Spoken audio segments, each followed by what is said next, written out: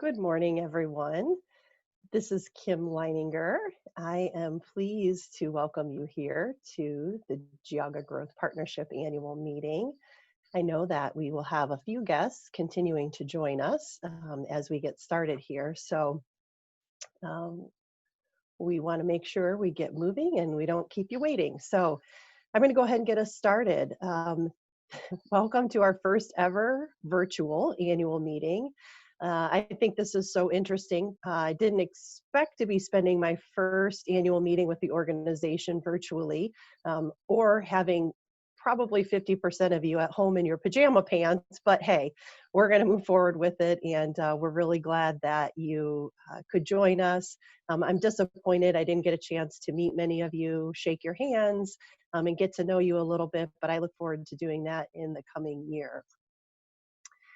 Today's program will follow the agenda you see on your screen. For those of you who are on the phone, I'm just going to review that really quick. We will first hear from our board chairman, John Epprecht, as he conducts the business meeting, which will include a review of the nominating results and comments on a few brief highlights from 2019. Next, I'll share a bit about GGP's strategic priorities for the next 5 years. And finally, we'll hear from our keynote speaker, Christopher Mapes from Lincoln Electric, about his views on the global economy and updates on the 125th anniversary of Lincoln Electric, which they're celebrating this year. Throughout the program, if you have any questions for one of our presenters, please add it to the Q&A feature available to you at the bottom of your screen, and I will relay the questions to either John or Chris, or I'll handle them myself if they're for me. If you're joining by phone only, we invite you to send your questions to info@geaugagrowth.com. Again, if you're on the phone, you may send your questions to info@geaugagrowth.com. Should we experience any technical difficulties or security issues during this meeting, we will end the meeting immediately and reconvene using the same link you just used to join this session. You should have received directions about this when you received the email link and a reminder from our staff about today's meeting. So without further ado, I have the honor of welcoming our board chairman, who also happens to be the recipient of the 2020 Leadership Geauga Emerald Leader Award, and he also serves as the Vice President of Strategic Initiatives at Great Lakes Cheese, John Epprecht. John? Oh, John, you're on mute. Technical difficulty already. That's okay. Well, good morning, everybody, and thank you, Kim. You know, this morning I realized how difficult it was to button that top button on a white shirt. I haven't done that in almost 6 months, and it actually feels pretty good right now. Well, I'd like to call to order our 10th annual meeting with the members of the partnership. It is truly my honor and privilege to be able to preside over these meetings for the past 10 years. How can that be? Our secretary, Rich Frenchie, informs me that there is a quorum of members present on the call today. So I'd like to start out with recognizing some incredibly supportive companies and individuals as well. First of all, our annual meeting sponsors. You know, none of us imagined hosting a meeting virtually, and we want to give a big thanks to our sponsors for hanging in there with us as we work through the details of this meeting. I would like to ask each of you to consider supporting these generous companies. Our annual sponsor is Geauga Medical Center. Our gold sponsors are Key Bank and Team Neo. Our silver sponsors are Honest Scales Recycling, Kent State University, March Valley Forest Products, POV, Premier Power, Geauga Hardwood and Flooring, and the Wealthcare Group of Raymond James. Our bronze sponsors, Clearstead, Electrolock, Geauga Credit Union, Geauga Growth Corporation, Rognac Paving, and the Frenchie Group. We appreciate the support of each one of them and thank them for their leadership in Geauga County to really make it a great place to live and work. Next, we have some individuals from state, county, and local governments and economic development partners who are on the line today who work tirelessly to make Geauga County great.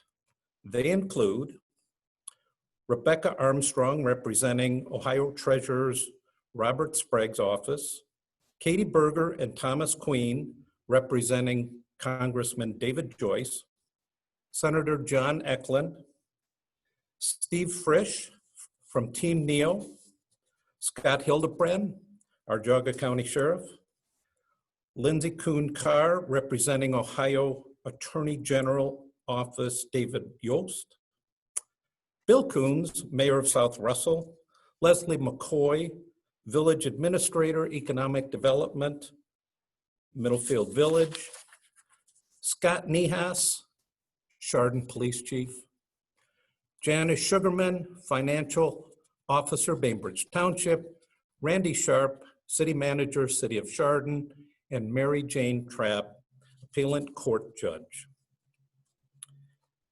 Some of the other people I'd like to recognize, our GGP team has done a remarkable job keeping the partnership going and growing. And I just want to give a quick thank you to them. Monica Brinker-Thompson, our Director of Programs, Betsy Covington, Director of Engagement, Marcia Owen, Director of Operations, and of course our President, Kim Leininger. Our consultants are Dave Kreninger, Dick Seif, David Levy. If your company is in need of support or consulting services in any way, our GGP consultants have the experience and knowledge to help you reach new goals. So contact Kim if you would like to get connected with them. Another group I would be remiss if I did not recognize is our Board of Directors. On your screen, you can see the listing of the board.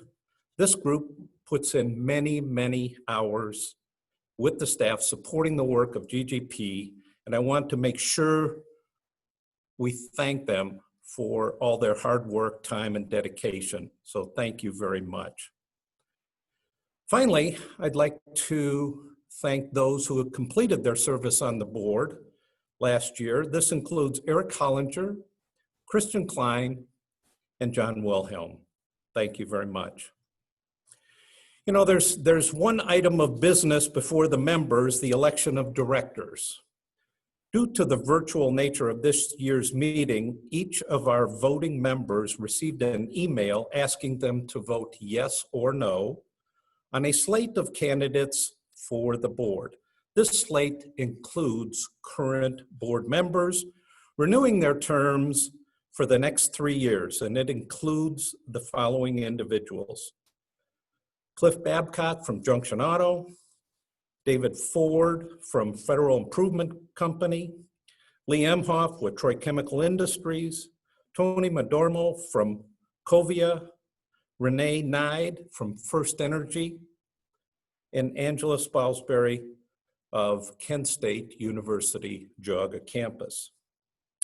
Our secretary, Richard Frenchie, has advised me that we have received 104 yes votes and 1 abstention. Hence, the terms of these board members shall be renewed for a 3-year period.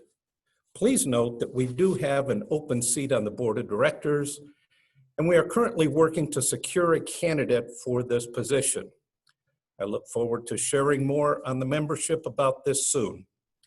I'd also like to thank our board development committee. Richard Frenchie is the chairman, and Cheryl Clemson and Jay Giles are on that committee as well. Thank you very much. You know, next I'd like to take a few moments just to report on the state of your organization. Please note that our 2020 annual business survey results, highlights, and the 2019 financial report are in our annual report, which can be found on our website at geaugagrowthpartnership.com. In addition, The full annual survey report is on our website. Shortly after today's meeting, you will receive an email with the link to these documents. If you have any questions regarding the organization's finances, please reach out to Stepi Ranyak, our GGP treasurer, or to Kim. I'm pleased to say that your organization remains very fiscally sound, and I thank to the diligence of our board and our staff. By operating in a conservative manner, GGP has been able to leverage the resources that have allowed us to remain flexible and able to respond to the needs of our local business community.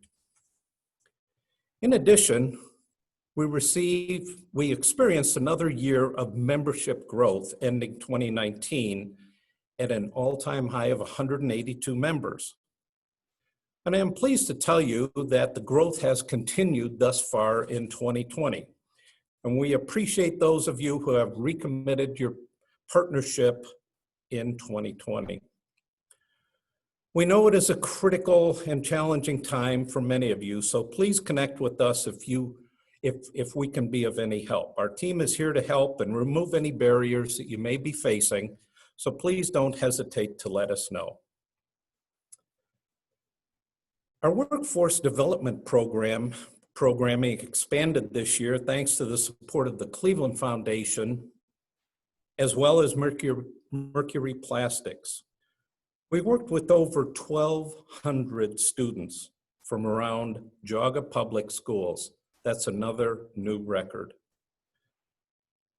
We enjoyed welcoming the 8th graders from West Geauga Middle School to our Career Awareness Program in 2019. And we look forward to doing more with West Geauga. This is our first year with West Geauga, and we look forward to doing more with them in the future. We had a banner year showcasing some businesses that have been in Geauga County for generations, and those who have decided to make Geauga County their home through what we call an entrepreneur success breakfast. We truly enjoyed learning more about Aqueduct, Base Tech, Patterson Farms, and Ranyak Paving. GGP was selected as one of 2 organizations across the country to pilot an employee-based savings program with a program called Saver Life and the FINRA Foundation. In total, 11 local companies participated in the pilot, with 2/3 of the participating employees saving nearly $195,000 over 6 months.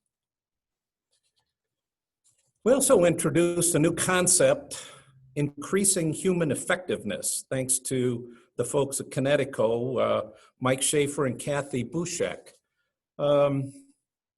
as well as Legacy Business Cultures for their support in bringing this learning opportunity to Geauga County. This program helped attendees to develop the tools they need to break through self-imposed limitations, improve self-management, and personal accountability, as well as new heights of effectiveness for local businesses. We thank you at Connecticut for allowing your team members to help provide the training.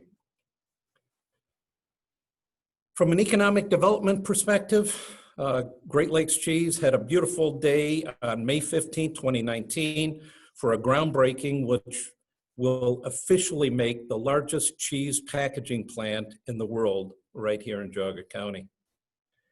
GGP has provided a great amount of support to help begin and recruit in the first phase of hiring new employees.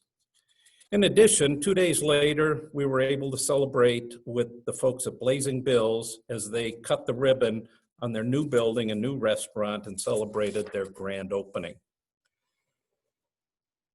Finally, the team completed 50 business retention expansion visits with local companies in an effort to explore their needs and remove barriers to enhance their growth.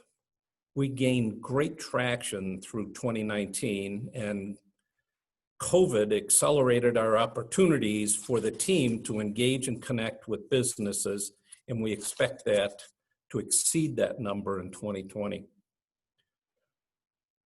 Our staff transition was also a highlight. We were able to implement this planned transition seamlessly, which was just remarkable, and it really showed great leadership of the team and Kim. I did want to share some behind-the-scenes efforts by this group. As you know, in mid-March, as a result of COVID-19, the team quickly transitioned into an around-the-clock source of information to provide our members and business community with as much data as was available, putting companies together for any type of supply, whether that be masks or shields, hand sanitizer, and of course, sourcing materials to make some of these items.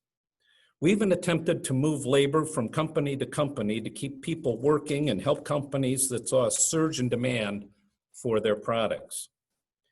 You know, they provided daily updates from all county and state sources, law enforcement, county offices, Geauga Medical Center, and even an overview of the governor's daily and weekly updates.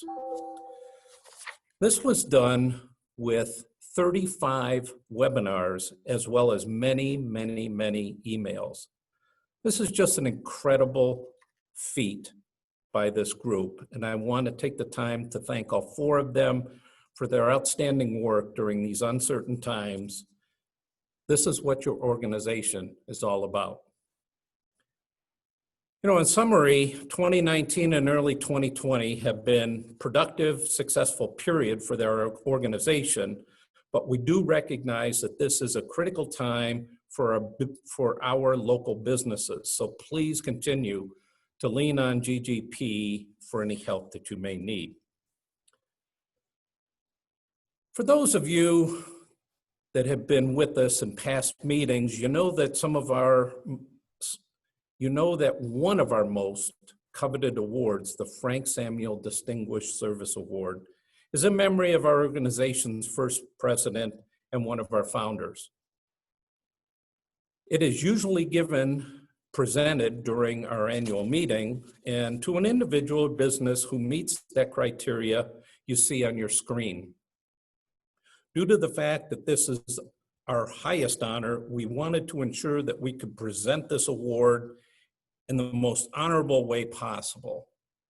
So we made the decision to do it at a later date when we can all be together. You know, as luck would have it, our board approved our organization's strategic priorities on March 16th. And we planned to have a more fleshed out version of our strategic plan to share with you. But with the shift in our priorities to address the immediate issues related to the pandemic, we had to adjust. With that said, we feel very confident based on discussions with our members, board, and through feedback we received through many outside sources, GGP is headed in the right direction. Kim is going to share with you now the GGP strategic priorities for the next 5 years. So Kim? Thank you, John. So before I do that, there's just a couple things I wanted to do. Really quick, I wanted to point out one of the sponsors. I think when we see the word growth, it's easy to say Geauga Growth Partnership, but one of the sponsors is Growth Capital. So I just wanted to give a quick shout out to them and thank Growth Capital for their support as a sponsor today. I also wanted to make a quick note that GGP has 2 really amazing interns working with us this summer. Yes, we did bring interns on, and it's been an interesting process because they're working virtually. But it's been really, honestly, a great learning experience for all of us, from the team to the interns as well. And it's kind of fun when you can teach a younger person a little bit about technology. So we're having a good time with it. Many of you may have already talked to or heard from Maggie Murray. She is helping us with our signature event, Homegrown Geauga. In addition, we are the grateful recipients of a Cleveland Foundation intern, which allowed us to bring on Josh Pugh this summer. Both Maggie and Josh have been instrumental in helping us with some fundraising efforts, looking at some program development. As you know, we couldn't hold our GGP internship program this summer. So Josh has been helping us look at an entrepreneurial program that we're trying to get up and running here pretty quickly with our students here in Geauga, as well as preparing the foundation for a new CRM system. I say new, but it would be GGP's first CRM system here at the organization. So we've got a lot going on, and I just wanted to give the two of them a quick shout out before I got started. So back to the priorities. The strategic planning effort began truly before my time with this organization. It started under the leadership of Tracy Jemison, who is on the line today. Tracy served this organization in an outstanding way, and he really does. He's been my mentor for many years, and I'm fortunate that he continues to serve as one of my mentors. When Tracy brought the board together and initiated the process of developing a strategic plan, they did so in consult with Lori Gorell, a former GGP board member and owner of Upward Solutions Coaching and Consulting. Upon the announcement of Tracy's retirement plans, the board decided to pause the process to allow for the transition in leadership. And I have to say that I'm grateful that they decided to take this pause, because it provided me with the opportunity to get to know the organization and our business community much better. I know that I still have a great deal to learn, but I'm extremely fortunate to have Tracy's continued support on economic development issues and to be surrounded by some of the best and brightest business people in Northeast Ohio. In September of 2019, we assembled or reassembled the Strategic Planning Committee to kick off the process that we would follow as we established a 5-year strategic plan. On the screen, you see a list of board members who volunteered their time. As you know, this effort is extremely time-consuming, and we appreciate the many hours these individuals shared with us throughout the process.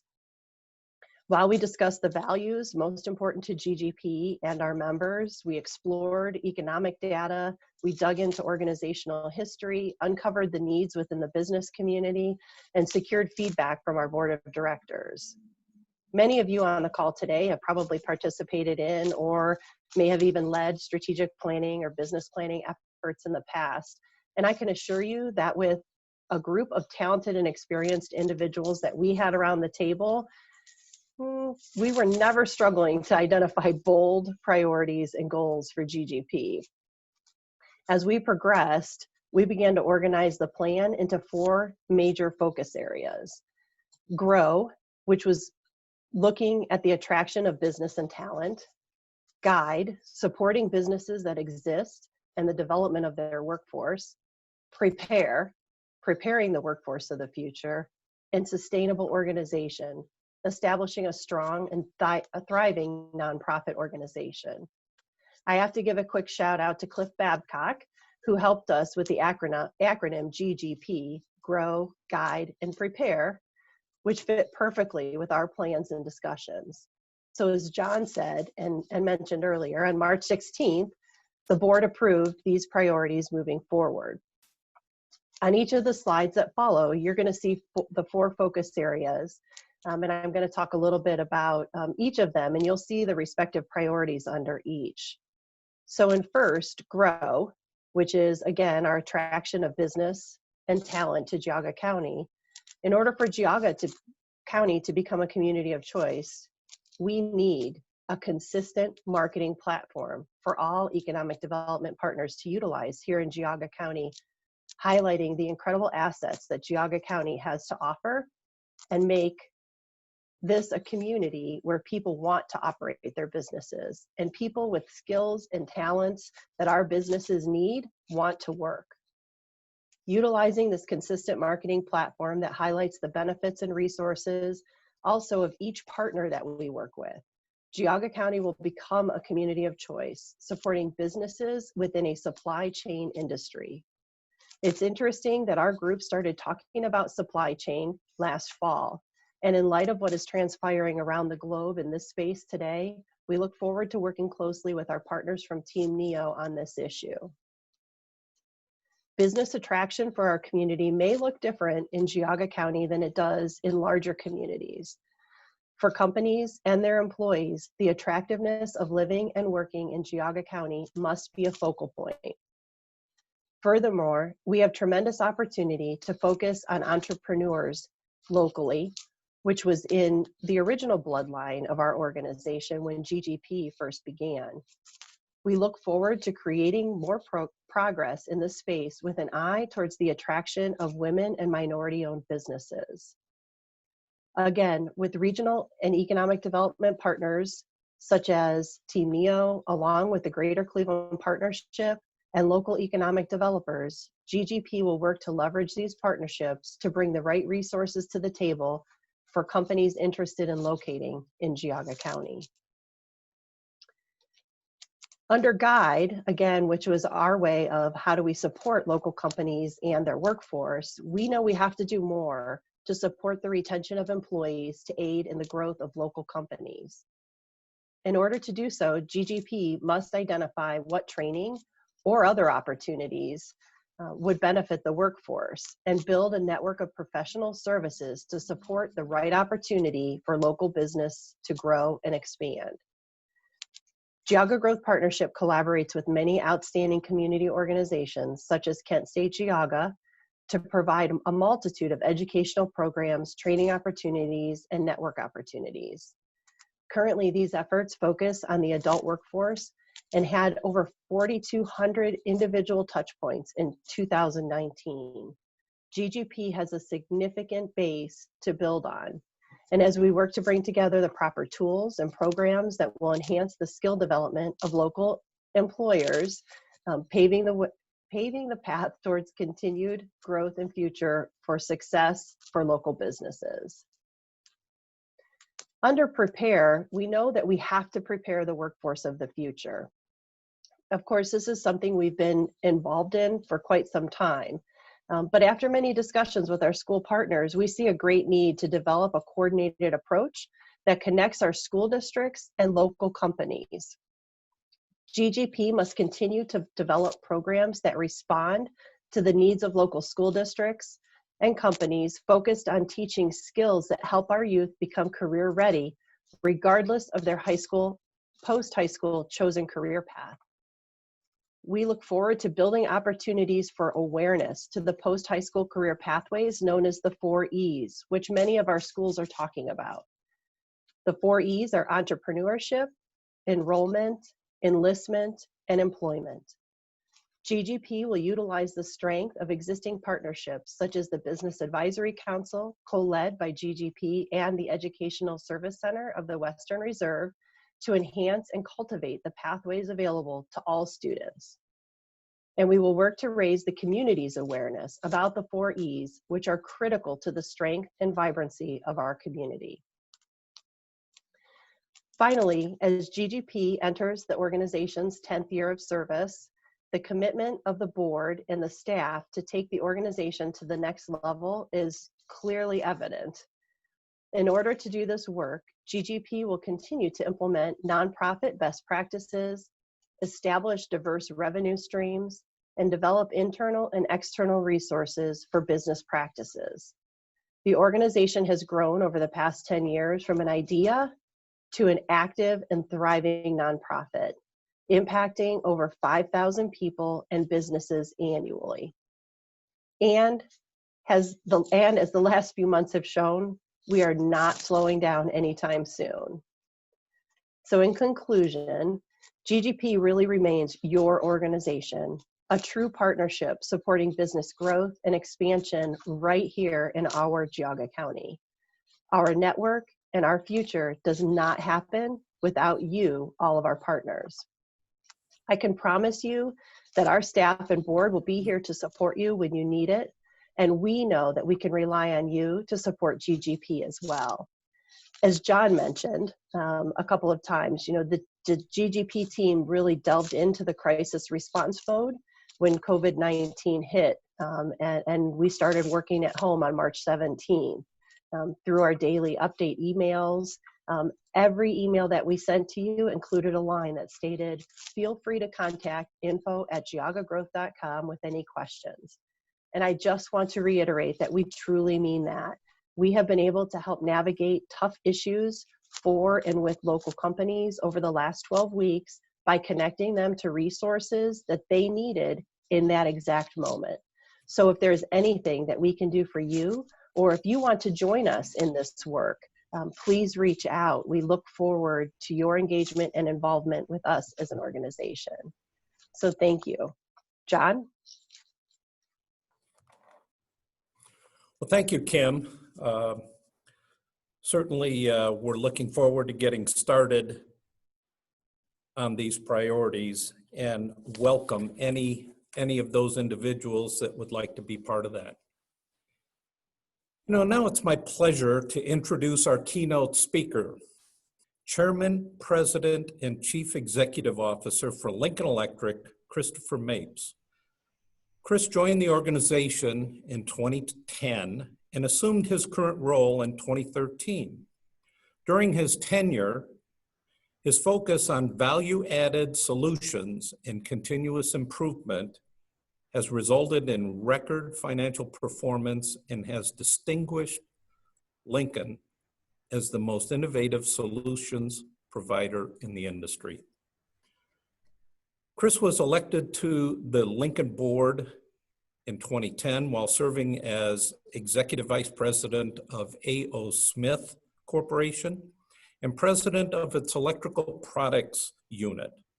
Prior to A.O. Smith, he was President of Motor Sales and Marketing of Regal Beloit Corporation and has also served as President of the Global OEM Business Group of Superior Essex Incorporated.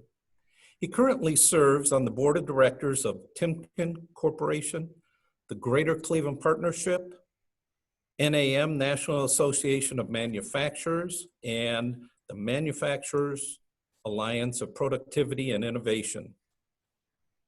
Chris is the board chair of the American Red Cross Greater Cleveland chapter and serves on a leadership team for the Greater Cleveland Food Bank's Harvest for Hunger campaign, and is active in a variety of other charitable endeavors.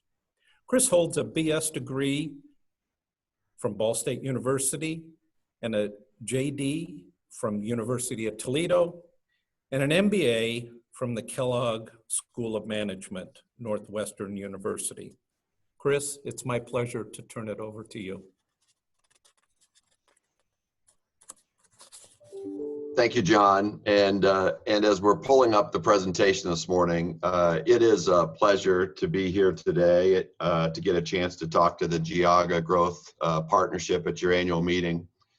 A special thanks to Dick Seif, who reached out to me a couple of years ago and asked if I could grab some time to be here with you today to talk to the partnership about Lincoln Electric and some of the things that we see that are going on in the global markets, as well as here at our company as we celebrate our 125th anniversary this year. Dick, a long serving employee of Lincoln Electric who served over 40 years for our company and had an enormously successful career with us, and we still greatly appreciate his contributions. And it's one of the key messages that we have for our employees here today as we celebrate our 125th, which is that, quite frankly, it's not just those of us that are here today, but the many, many individuals who have participated and contributed to our company as we celebrate this milestone.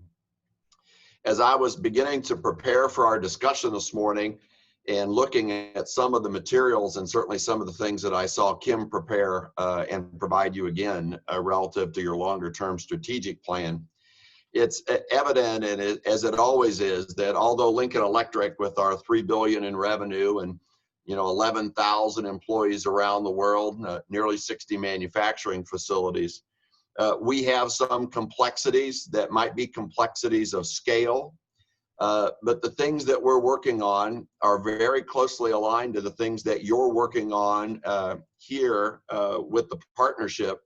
as well as the members as you're operating your facilities and your businesses here in Geauga County. Look, I grew up in a very, very rural area of Indiana on a large family farm, and I am overly confident that there are a few of you on the call today who would have been in any larger of a community or smaller of a community as you were growing up. But look, it is those small businesses and the success of those small businesses that then create those communities. And then those communities, quite frankly, are so important to all of the ecosystem that we all live around. And quite frankly, we need to ensure that these small enterprises and that businesses can be successful, because I just fundamentally believe that that is core to our ability to have the types of communities as well as the type of society that we want to see.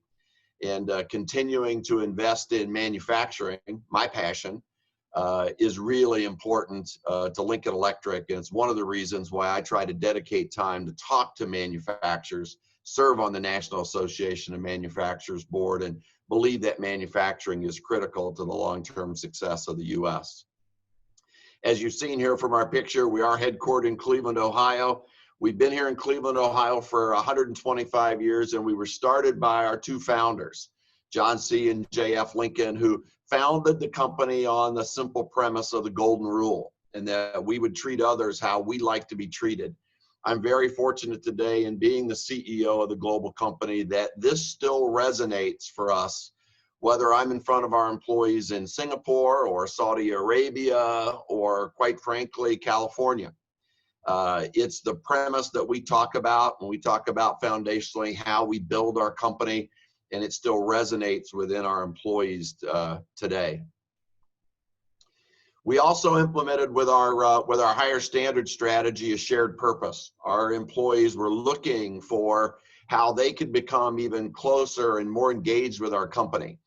And sometimes it's very difficult as manufacturers, especially component manufacturers. And here, as we're providing what we are confident are the world's leading welding and cutting solutions for customers, but we're making welding equipment, we're making welding consumables. We need our employees to see it's not just that we're making the equipment or the metallurgical products that, quite frankly, allow us to maintain that leading position, but that's assisting others in building bridges, building skyscrapers, building cars. So all of those things are important, and so our shared purpose is operating by a higher standard to build a better world, because the things that we are doing enable our customers to be able to make products and to make items which, quite frankly, allow all of us to live in a better society. And that's how we think about what we're trying to accomplish each day.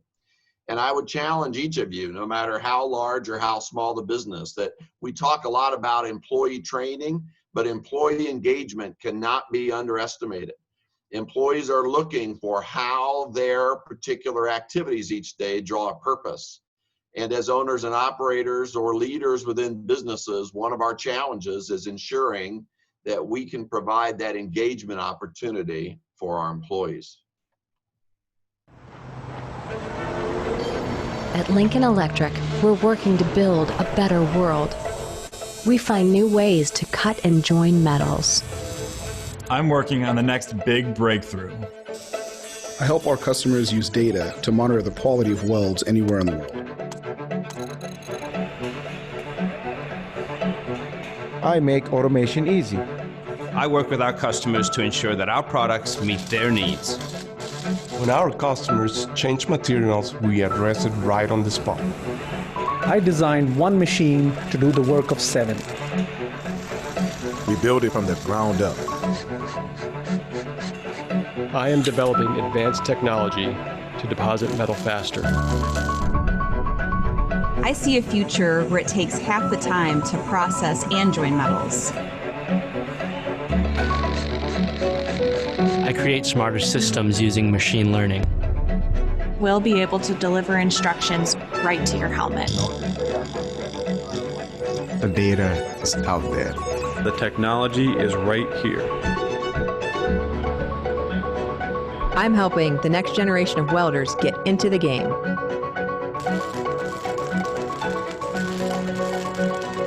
We're working with governments around the world to set up welding education.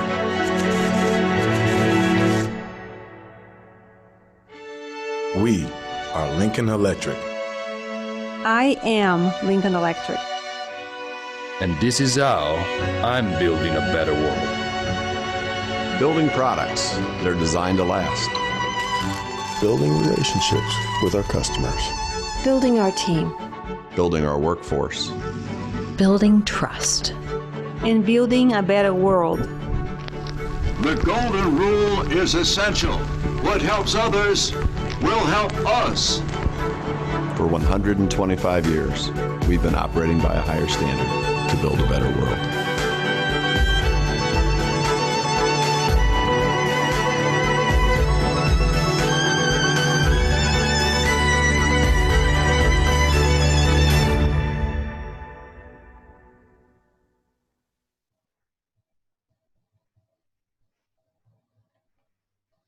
That's our latest corporate video that we just launched here in the last couple of weeks at Lincoln Electric. We had that built specifically to re-engage our employees around our higher standard strategy and to allow them to celebrate with us our 125th anniversary. And the slide you see in front of us is actually our strategy. And you know, someone could look at that and say that, quite frankly, maybe that doesn't obviously share with individuals what we're trying to accomplish within the company.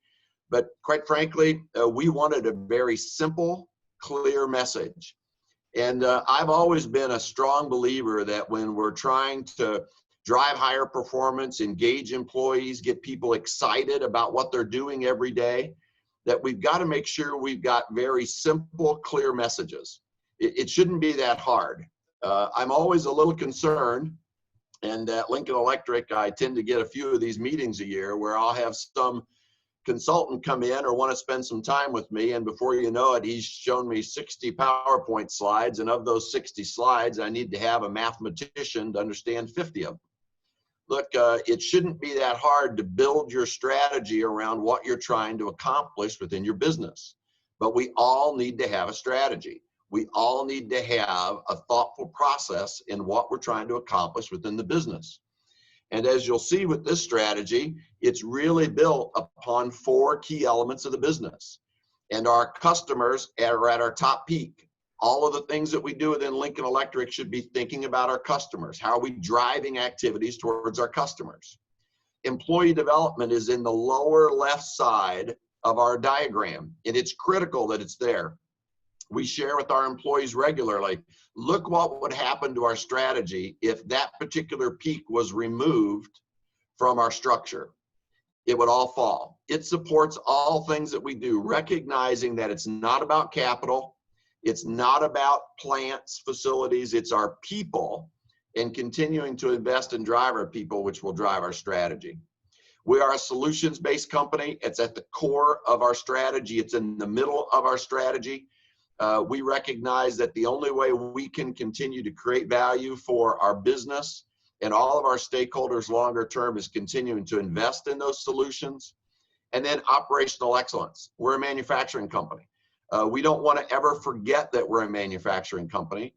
And we recognize that we are in a globally competitive marketplace.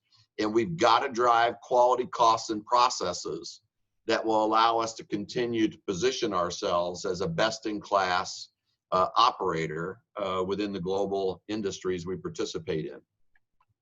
As you take a look at the customer-focused area of our peak, it's not complicated. We identify things that we believe we need to do. We need to understand our customers, and we need to make ourselves easier to do business with. As we were building our strategy, we saw that sometimes in the excitement around our solutions or excitement around our perspectives on things, we'd maybe become a little bit more challenging to do business with. It needed to be easier. We saw e-commerce sites that, quite frankly, were easier to do business with than Lincoln Electric. And we share internally often that at the end of the day, our customers are wanting the same experience with us that they have in their home. So when you can go to your computers of an evening and go online and order a book from Amazon and get a thank you email and then be told that it moves to their distribution warehouse location and that it's coming on Tuesday and it'll be there Tuesday at 5 and then it was delivered. That's the type of experience that that same individual was looking for when they're doing their day-to-day roles for their customers or their companies, our customers. And so we think about that as we want to drive an easier to do business with, a more customer-centric model for our company. One of the ways that we believe that customers and being customer-centric for us is our technical centers worldwide. And Dick is probably a little surprised by this. I think when Dick was with us, we probably had maybe 10 to 12 of these centers around the world. And now we have nearly 40 WeldTech centers around the world that support bringing our customers into those centers so that we can share our technologies with them. We're a very global company. You'll see we have an enormous amount of exports that come out of Cleveland, Ohio, globally around the world. Some technologies we only manufacture here, but we can't get all of those customers to Cleveland. So we had to bring these technical centers to the world to bring our customers to those locations so that we could share with them the solutions that we believe will add real value to their business longer term. Another large investment that our company has made recently is that we have the longest continuously running welding school in the world. We've been training welders here since 1917. And a few years ago, we recognized that we needed to make a bigger investment in education. And that's education not just for our customers, but also education for our partners, education for our employees, education for our communities. And we made a very large investment here on our campus of nearly $30 million in a new welding technical education center. And I'm very proud of the center. I think it's probably without question the premier welding technology investment globally that anyone has made. And if you were at our campus today, which our campus is operating, we have welding classes going on today. You can probably see from my picture, I'm sitting in our office. Although we're an essential business, I've probably been into the office 85 to 90% of the days, as we've also worked through the challenges of the pandemic over the last several weeks. But at the school, you might see individuals that come in for a very unique type of welding training, maybe titanium welding or a very unique structural application. You also might see our distribution partners who are here for broad training on the technologies and solutions we're providing. You might also see buses from the Euclid School or other schools around the area where we're reaching out to them and trying to expose individuals to manufacturing and to welding so that we can continue to be a catalyst in finding and identifying the future welders that many of you need, or that certainly our business needs as we continue to grow our business. Solutions and value. One of those key elements that you had in your strategy moving forward was identifying those solutions, those products. We are very focused on identifying those solutions that create real value for our customers. Not value that we just think it believes, but values that our customers see, that our customers will appreciate. And whether that's investment in a new additive business that we've made some investments here in Cleveland over the last couple of years, our desire to build a welding automation business to $1 billion by the time we complete our higher standard strategy in 2025, or the other investments that we make in R&D. We recognize that continuing to invest in solutions for our company is a critical attribute of our long-term success. You'll see if you took a look at our R&D spend, the continued improvements and aggressiveness that we put in providing R&D investments into the business. And that's only one area of the business. That's just in the research and development side. I would also share with the group that we spend about $70 million globally on capital investments to continue to make improvements within the business. And here in Northeast Ohio, over the last 6-7 years, we've spent over $300 million in capital investments to continue to make improvements in our facilities, whether that's in automating processes or quite frankly, IT systems or solutions that we think will make us a better manufacturer long term. I think that R&D spend, if we can keep it right about 1.9% to maybe 2.1% through the cycle, is about the right number for us. I don't see any R&D projects that we're not investing in. It's just continuing to identify where's the best place for us to continue to provide those dollars. You'll see on the bottom side 2 of our leading solutions today. We are enormously excited about this hyperfill process. It's a global product. It's as simplistic as basically letting people know we found a way to utilize 1 welding torch, 1 welding gun, and 2 wires. And quite frankly, literally doubling the productivity out there for our customer base. And for people that are depositing a lot of metal in their welds, think about heavy industry, people like Caterpillar, Deere, or quite frankly, large tank manufacturers or the water heater manufacturers. This is a game-changing solution. And we're getting a lot of demand globally from that investment in that new technology. And then we have a next generation engine drive. And engine drives are an important product category for us, and we're very excited about our new Ranger, which is so much lighter, so much more efficient, so much quieter. But those are those value propositions that we're looking for that we recognize our customers will appreciate. Other areas of product innovation, I mentioned that we're doing things with large-scale additive and the automation business, but it's very important for me to be thinking about how we're investing across the breadth of our portfolio. Not just focusing investment in one product area or one particular solution. We want to make sure that we're looking at the breadth of our company and continuing to invest across our portfolio to make improvements in our solutions as we continue to take those globally to the marketplace.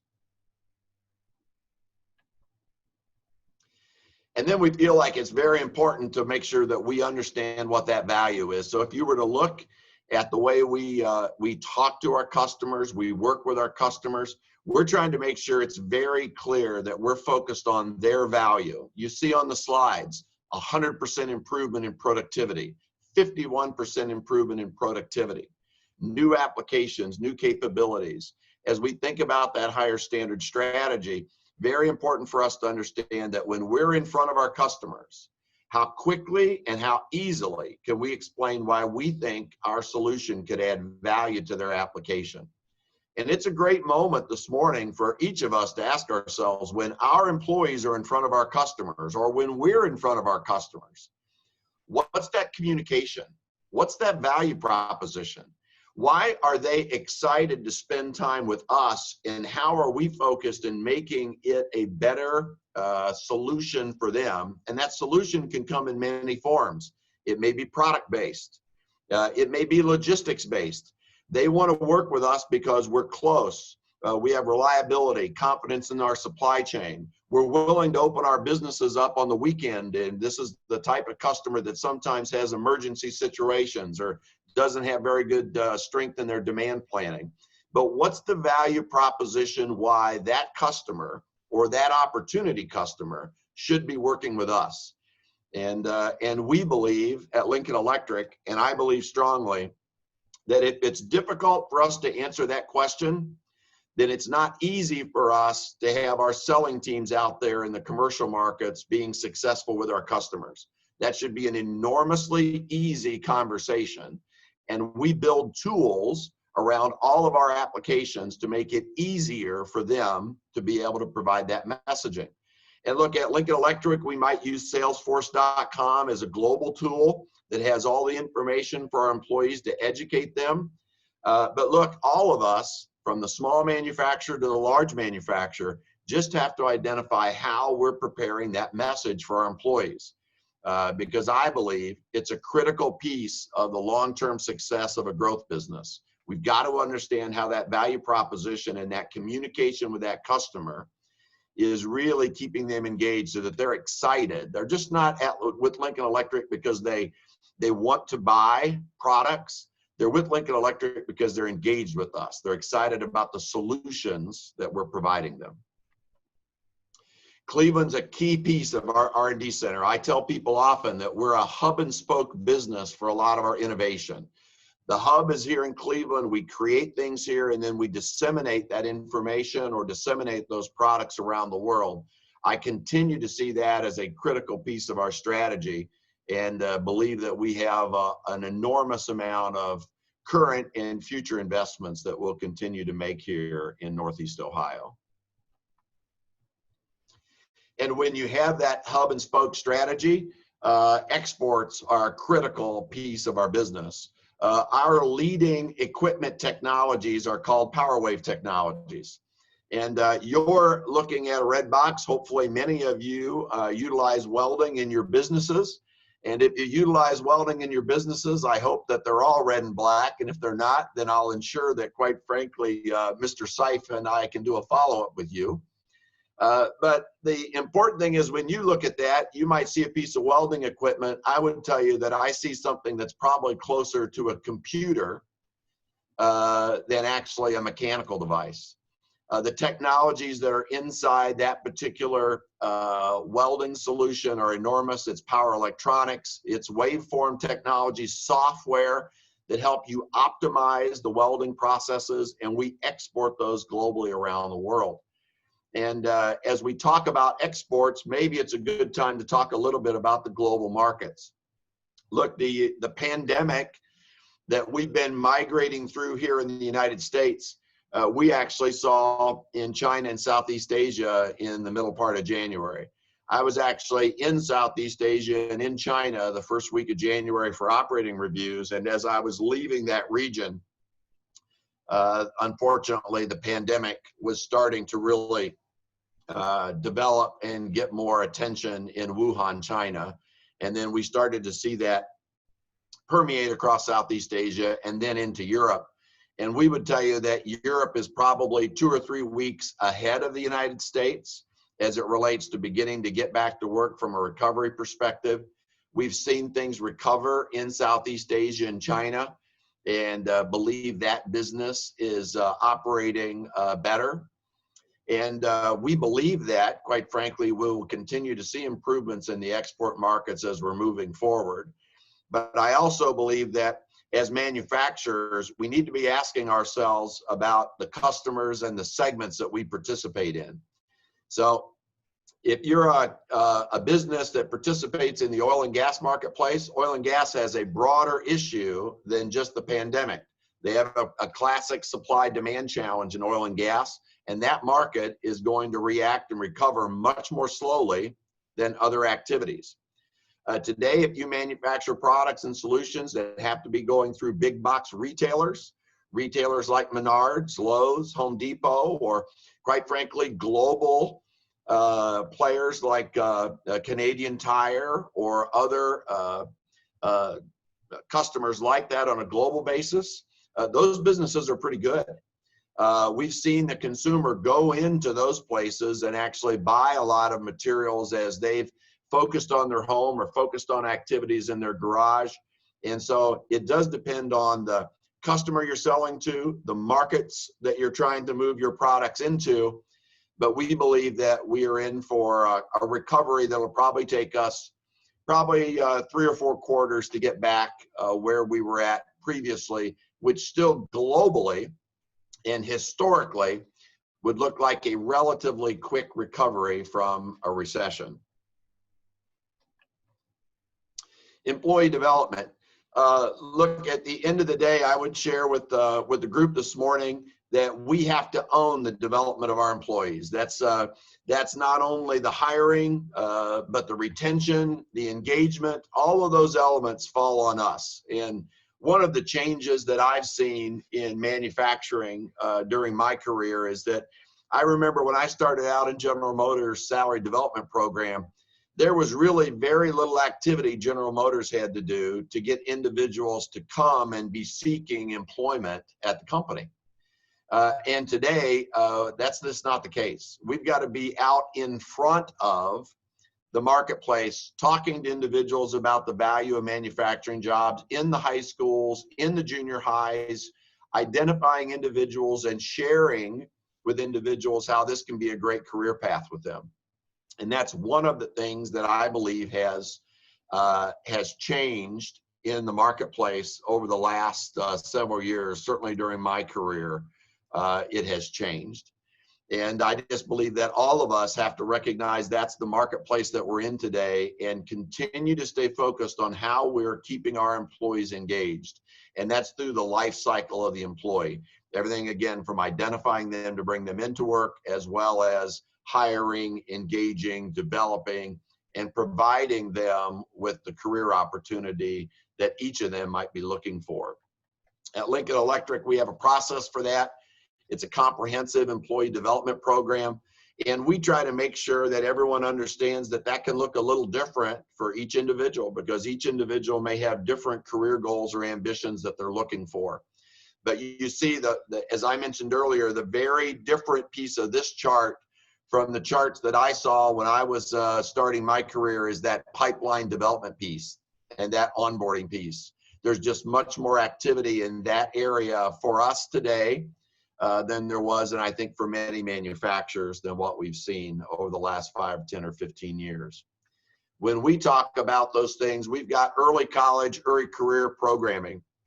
And there's just the Magnet organization has done a great job here in Northeast Ohio developing some of these programs. We've been engaged with this program. We are focused on the Ginn Academy here in the greater Euclid area, and we're into the high school areas. We're bringing high school students in. We're letting them be with us in the summer, providing internship programs. And then we assure them that if they move through the process with us, we'll have roles for them in our manufacturing facility upon completion of the program. And then upon completion of the program, we also have a tuition assistance program. So if their desire is to have a college education or an education in skilled trades, we can support them with that.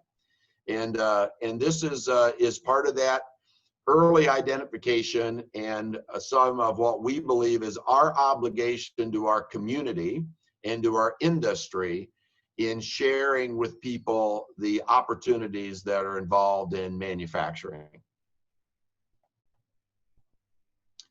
As part of that onboarding process, we were finding, and I don't know if many of you have been finding, but the individuals that were applying for work here and that were coming into our manufacturing environment weren't as prepared as we would like to have them be.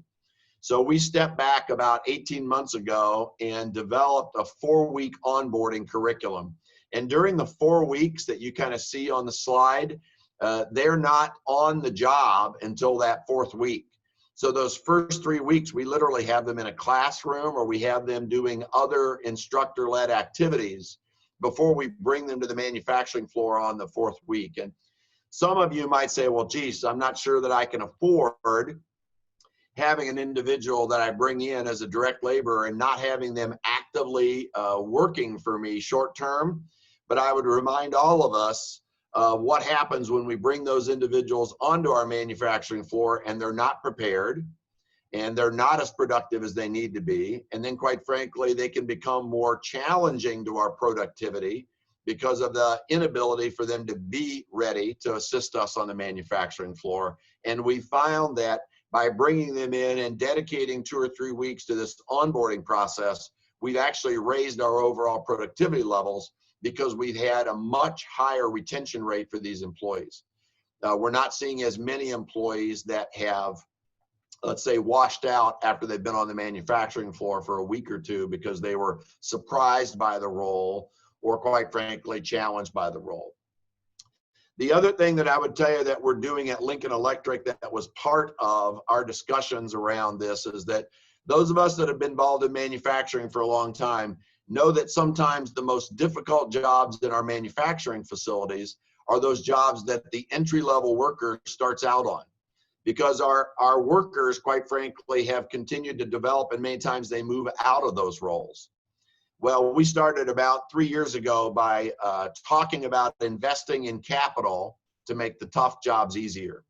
So we want to make sure that those very difficult jobs that we sometimes have in manufacturing, that we're deploying automation, are deploying ways, process improvements to make those jobs less physically taxing.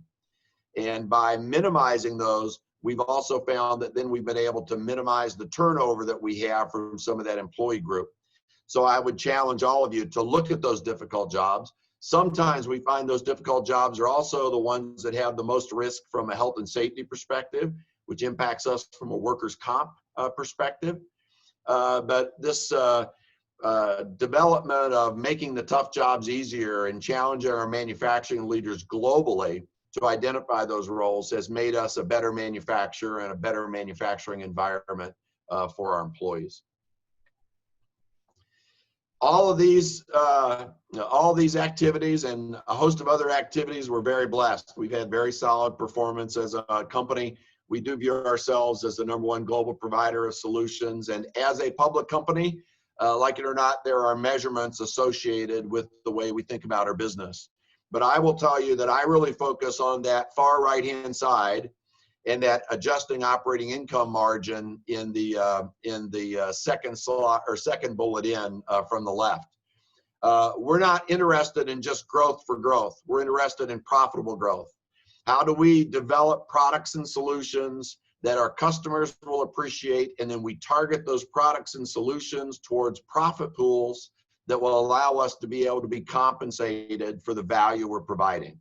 And we're constantly challenging ourselves in whether we've identified the appropriate customers and profit pools to drive our solutions towards. And some people might talk about market share growth. We don't talk a lot about market share growth inside the company. We talk about how successful are we in the investments we're making to driving products and solutions towards those customers, industries, that we can be compensated for the solutions that we provide them.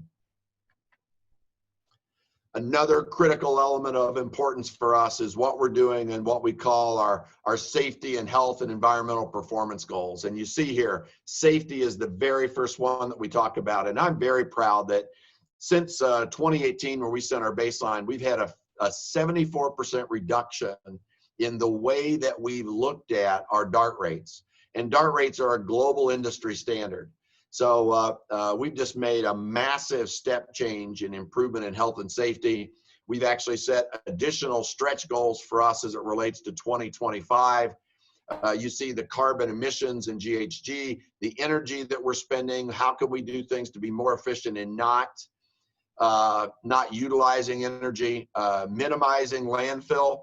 And if we take out our metals, the eligible, we're up to nearly 95% of our materials do not go into a landfill. And then with our 2025 goal, we added water as a critical resource. And as we looked globally at our business, water is a natural resource of scarcity in many areas around the world. And we wanted to identify that as an additional target for us with these performance metrics. So a quick update, especially locally for COVID. And first of all, John, in looking at your slides, the work that Geauga Growth has done in educating and providing information to the manufacturers on managing through the COVID crisis is really fantastic. That's great work by the association. And I would tell those of you on the call today that one of the things we had to do at Lincoln Electric was just identify the 3 or 4 best practice thought leaders that we could rely upon and focus on them. There's so much information out there, especially on testing and a host of other things. We really got a much clearer perspective on how we were driving our business once we identified 3 or 4 thought leaders and we said we were going to follow their guidance.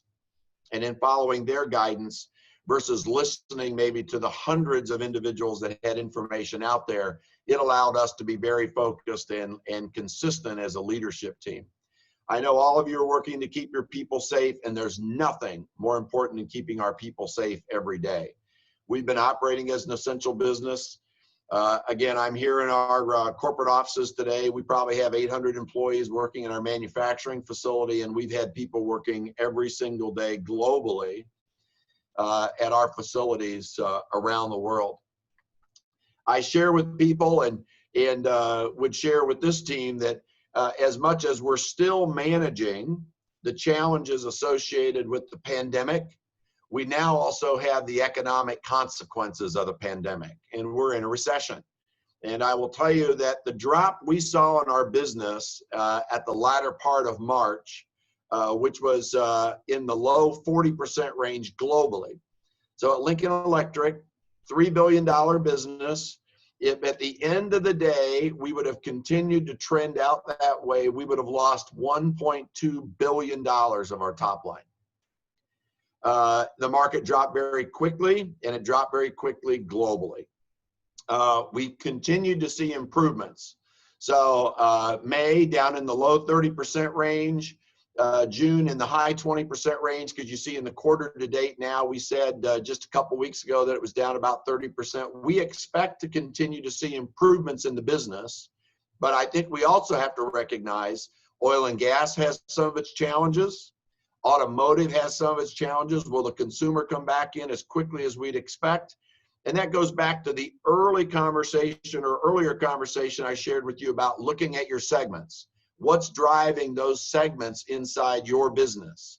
So it's always easy to look at a customer, but we're constantly challenging ourselves to look at segments. Who are the people within that segment and how are they participating?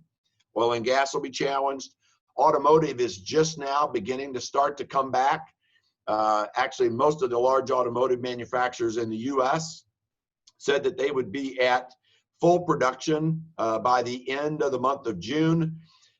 We begin to see some improvements in the automotive space, but certainly not what we were seeing pre-pandemic and pre some of the economic consequences that we've seen from the pandemic.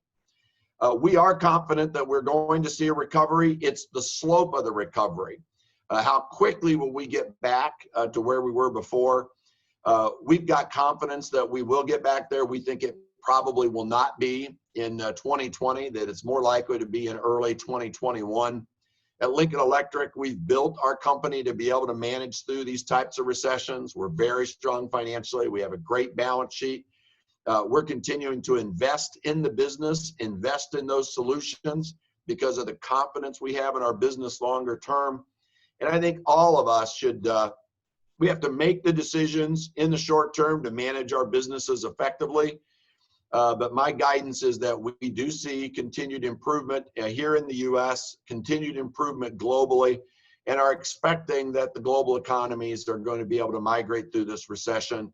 And as we're migrating into 2021, see a much better economic climate for many, many market participants as we work ourselves through the consequences of the pandemic and the recession that we're all managing today. So really in closing, very proud of our company. I am blessed in many respects in my life, but one of those blessings is the opportunity to be the leader of Lincoln Electric. And I recognize that many times people look at Lincoln Electric and they look towards the CEO, but I can assure you it's the 11,000 employees around the world who collectively come in each day to give their best for the company. That creates the special organization that we have. It's not any one individual. It's the collective work of our 11,000 employees trying to give their best to the organization each day. And it's hard to give your best each day. And the leadership challenge is us continuing to engage those employees to give their best each day, which will really ensure that we can continue to be a high performance organization. And hopefully, which is our expectation, continue to drive success here for Lincoln Electric, for Northeast Ohio, and that there'll be leaders and managers talking about the success of Lincoln Electric for decades and decades. And with that, again, I greatly appreciate the opportunity to spend some time with you this morning, and I'll be happy to turn it back over to Kim for any questions that might have come from the group. Great. Thank you so much, Chris. We did get quite a few questions, so we'll start working our way through those. And the first one is, what is the current status of the efforts to replace rivets and bolts in large commercial construction projects with welds? And what have the challenges been in this process? Yeah, so look, the challenges associated with that generally turn out to be what the specifications are and who's the specifying association in the region. I'll never forget, I was down in Santiago, Chile a few years ago and meeting with the welding association there, and they came to me and said they wanted to shake my hand, and then they quickly wanted to ask if Dwayne Miller could come down and talk to them. And Dwayne's our specialist in structural steel. They didn't really want to talk to me at all. They just wanted to talk to Dwayne. But that's really the point. It's working with those associations and making sure they see the value in the products and the solutions that are being provided. But most of those decisions are made by governing bodies, associations, whether globally or locally. We're not seeing a major transition in structural steel to riveting or to bolting. Quite frankly, we're continuing to see a real strength in, quite frankly, welding being the solution of choice for that industry. We are seeing some riveting in the automotive space or some gluing in the automotive space. But I would also tell you that that's generally not replacing arc welding. That's generally replacing spot welding. So not seeing a lot of it in structural steel. Okay, great. So this one from Juliana Petty asks, hello, she says, hello, Chris, thanks for your presentation. It was fantastic. Many manufacturing leaders point to the technical skills gap as a significant challenge in manufacturing industry. With the development of the Lincoln Electric welding training centers globally and the exposure to technical careers for young people, how have these initiatives played a role in Lincoln Electric's success?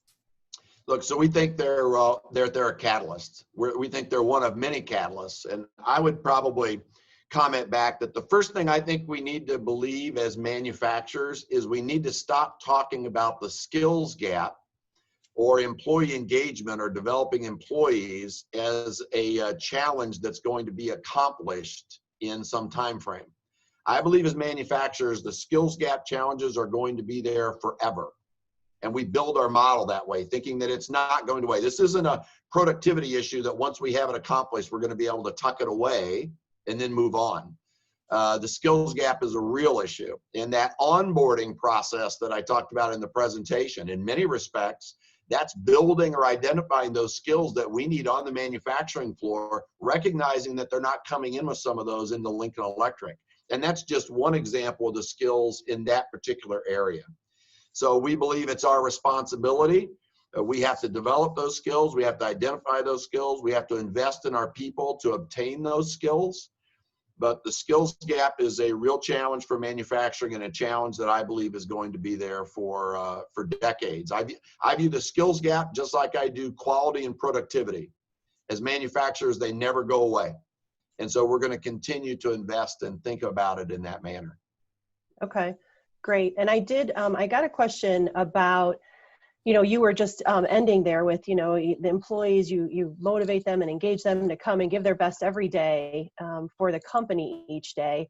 And had somebody ask me in the questions, what does GGP support around benefits for employees and that? And I'll tell you, we have brought together an HR roundtable that really focuses on how companies are supporting their employees. And I think through COVID, right, there's been different needs of our employees. So how has Lincoln responded to that in providing supports to their employees during these difficult times?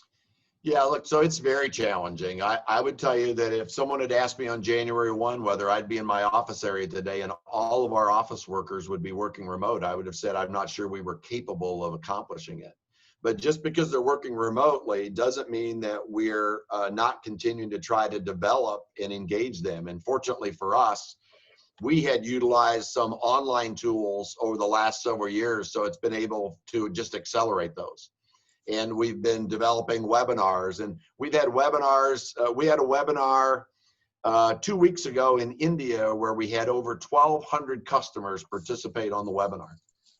So that's just one of those examples. But we also think about the current situation that we're in, that we've not announced when we're going to have the rest of our workforce come back into our office area yet. And the reason is we don't have any more information today than what we may have tomorrow. Until we get more clarity, then we'll announce it. We're communicating with our employees every 7 to 10 days. But we're not going to look over our shoulder and say that we lost 3, 6, 9 months because we had our employees working remotely. We're continuing to invest in that development. We have tools to accomplish that. And it's a little different. I've got a lot more people with cameras on their monitors today than what we had, 60 days ago. But we're not going to allow the pandemic and the challenges of the pandemic to be the crutch or the excuse for the lack of our ability to execute on our strategy. The pandemic is real, and I certainly recognize that, unlike the economic recession where people are worried about their jobs and they're worried about being able to continue to financially be able to take care of their families and their livelihoods, the pandemic creates a human health issue, which creates another level of pressure and anxiety on the employee base. And we need to recognize that. So we have not tried to mitigate it, but we've also said we're not going to allow it to be an excuse for us in not executing on what we said we were going to accomplish for our company. Okay, great.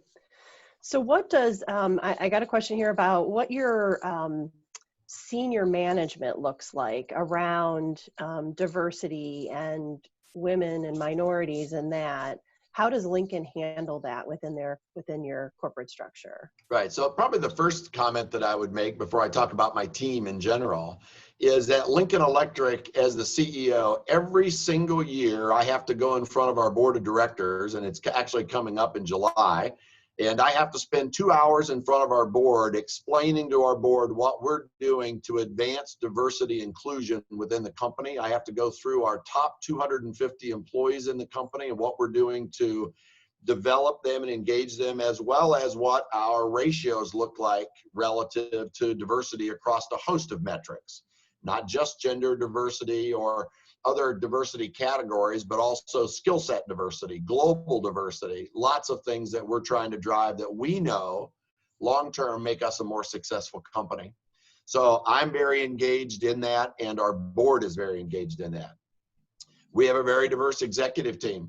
In our officer group and the direct reports that I have, we have both gender diversity as well as ethnic diversity, and we don't have it so that I can tell people I have a diverse staff. I have a talented staff who happens to have individuals who are diverse. And we start with talent. And I think as leaders and as manufacturers, we have to recognize that the discussions around, well, it's hard to find people who are in my industry. It's hard to find that.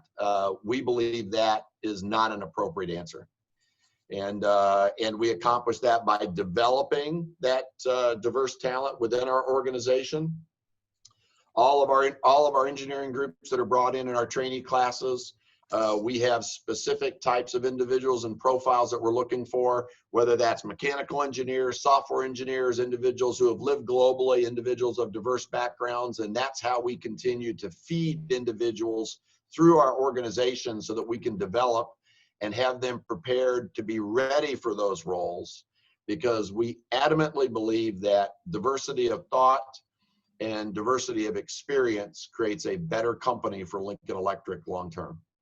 Yeah, that's fantastic. And I love that you have the talent, and that's the way to look at that.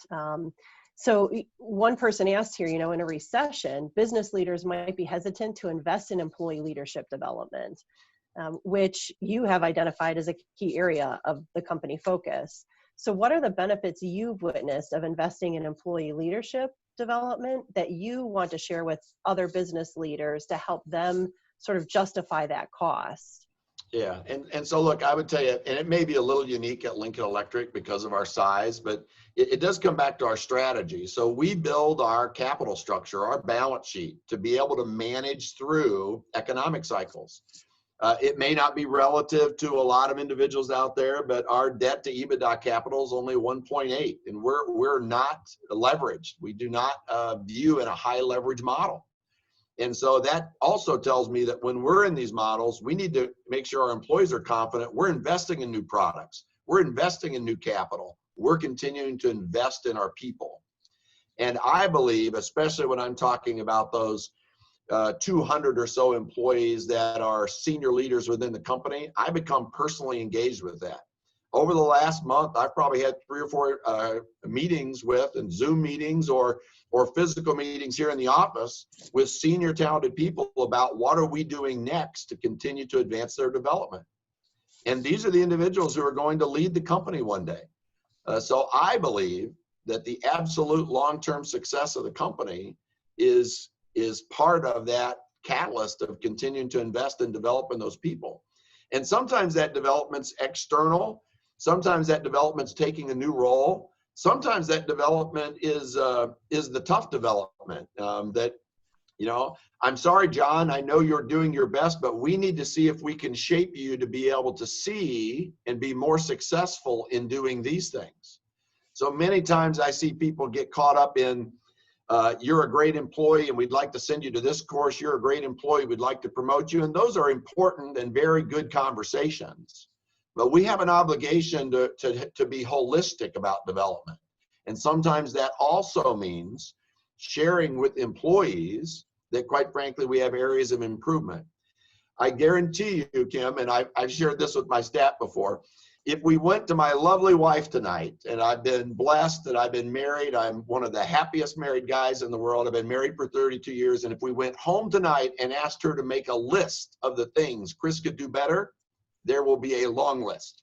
There will probably be items on the list that are highlighted that, quite frankly, I've talked to you about this before and you could get better at this. My point is we all can be better at what we do.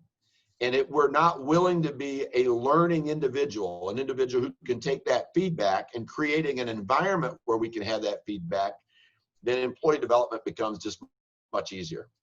Sure, I totally agree.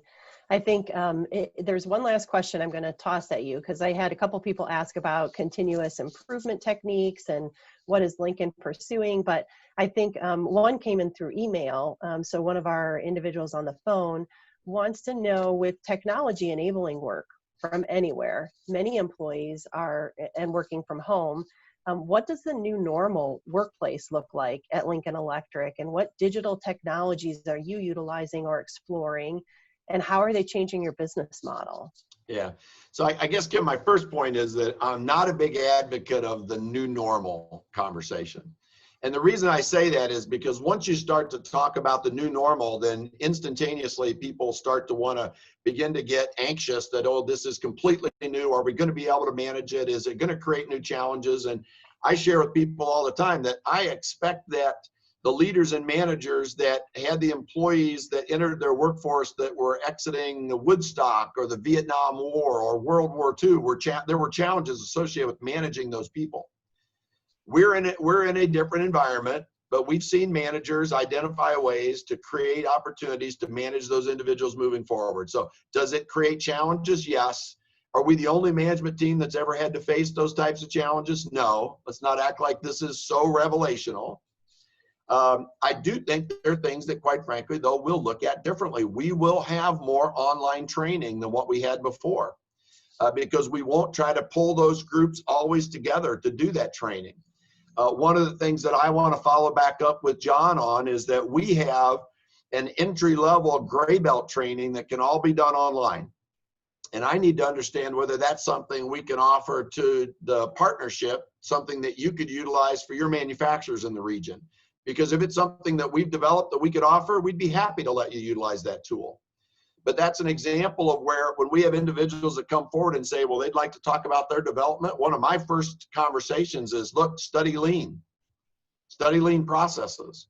Go on our online tool and get your gray belt. It shows that you have the initiative to do that training. And so I do think that online training, utilizing protocols around these types of meetings are important. We're talking about making sure that our monitors have cameras, because we do think there'll be more and more meetings that are video conference, and it's more personable if we can see each other. So we do think that's one of the things that we'll try to continue to draft for ourselves. There'll be less global travel. I probably traveled 50% of the time prior to the pandemic. And I expect once things start to mature and we get further along, I expect my travel will still probably be cut in half. And it's because we've identified these other tools that may make us more productive, and we found that we can be productive using them.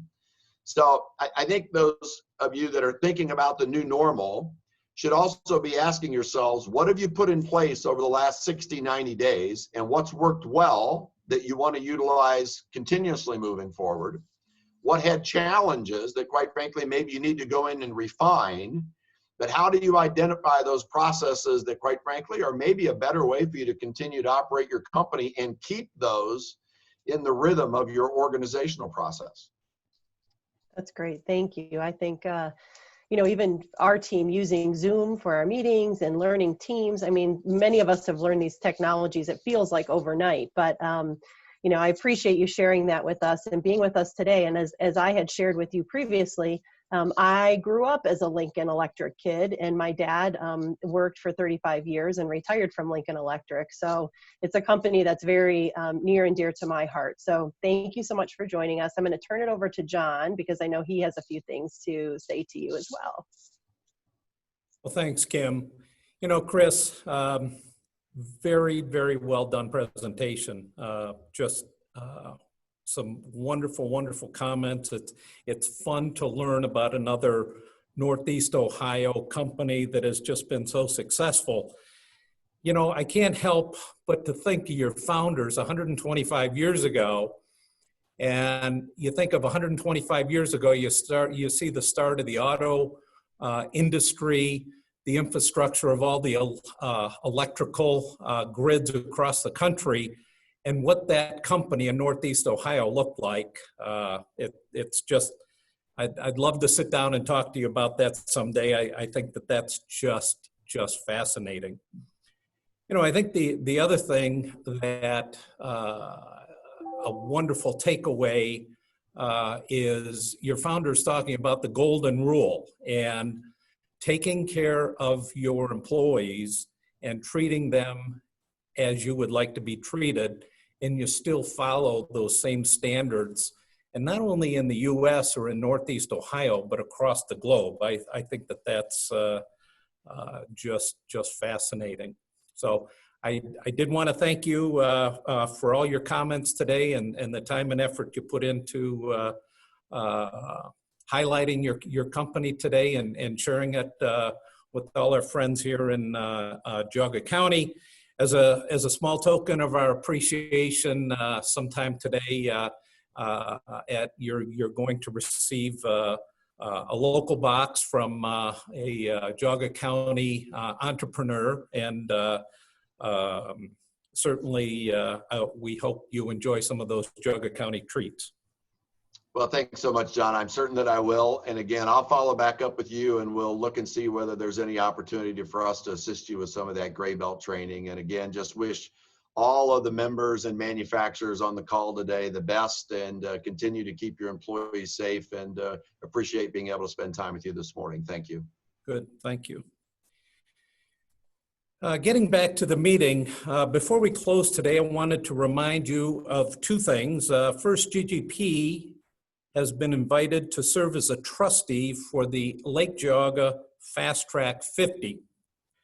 You know, the applications for this award are open, so we encourage our Geauga County businesses to apply for this recognition.